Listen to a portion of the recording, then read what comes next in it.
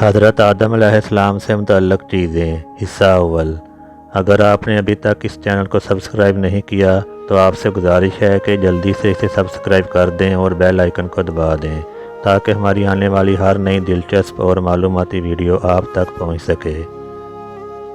حضرت آدم علیہ السلام کا یوم پیدائش کیا ہے؟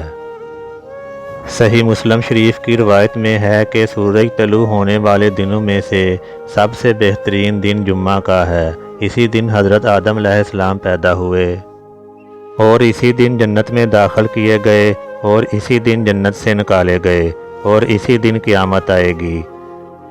اور ایک قول یہ بھی ہے کہ اسی دن حضرت آدم علیہ السلام کی وفات ہوئی۔ حضرت آدم علیہ السلام جنت میں کتنے سال رہے؟ امام اوزائی نے حضرت حسان بن عطیہ رضی اللہ تعالیٰ عنہ سے نقل کیا ہے کہ حضرت آدم علیہ السلام جنت میں 100 سال تک مقیم رہے اور دوسری روایت میں 70 سال کا تذکرہ ہے۔ حیات آدم۔ عبد بن حمید نے حضرت حسن کے طریق سے روایت نقل کی ہے کہ حضرت آدم علیہ السلام جنت میں 130 سال رہے۔ جب اللہ تعالیٰ نے آدم علیہ السلام کو اہبطوا منہا جمیعا فرمایا کہ تم سب جنت سے اتر جاؤ تو اس اتر جانے کا حکم آدم علیہ السلام کے ساتھ اور کس کو ہوا تھا اور کون کہاں کہاں اترا؟ یہ حکم حضرت آدم علیہ السلام کے ساتھ حضرت حوا، ابلیس اور سام کو بھی ہوا تھا اور ان کے اترنے کی جگہ میں اختلاف ہے۔ حضرت حسن بصری فرماتے ہیں کہ حضرت آدم علیہ السلام کو ہندوستان میں اتارا گیا، حضرت حوا کو جدہ میں، ابلیس کو ویمسان میں جو کہ بصرہ سے چند میل کے فاصلہ پر ہے، اور سانپ کو اصبہان میں اتارا گیا۔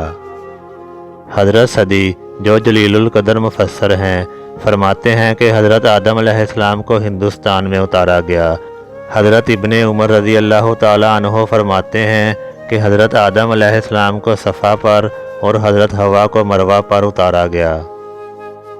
حضرت ابن عباس فرماتے ہیں کہ ہندوستان میں ایک پہاڑ جس کا نام نوز تھا، حضرت آدم علیہ السلام کو اتارا گیا اور حضرت حوا کو جدہ میں اتارا گیا۔ حضرت آدم علیہ السلام جنت سے کیا کیا چیزیں ساتھ لائے تھے؟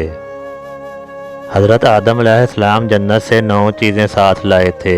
ایک حجر اسود جو برف کی سل سے بھی زیادہ چمکدار اور سفید تھا، 2 جنتی درختوں کی پتیاں یا پھولوں کی پنکھڑیاں، 3 وہ لاٹھی جو جنت کے درخت آس کی تھی، 4 بیلچہ، 5 کدال، 6 کندر یا صنوبر، 7 سندان احران، 8 ہتھوڑا، 9 سنڈاسی۔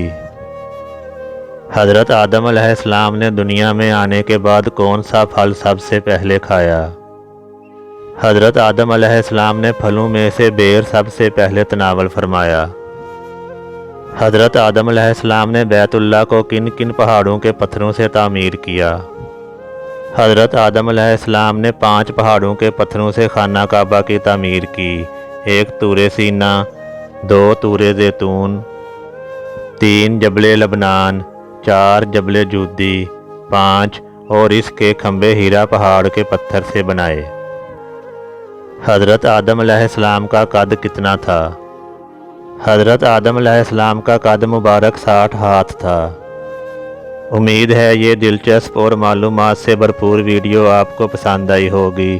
اس ویڈیو کو لائک اور شیئر کر دیں اور جنہوں نے ابھی تک چینل کو سبسکرائب نہیں کیا ان سے گزارش ہے کہ اسے جلدی سے سبسکرائب کر دیں۔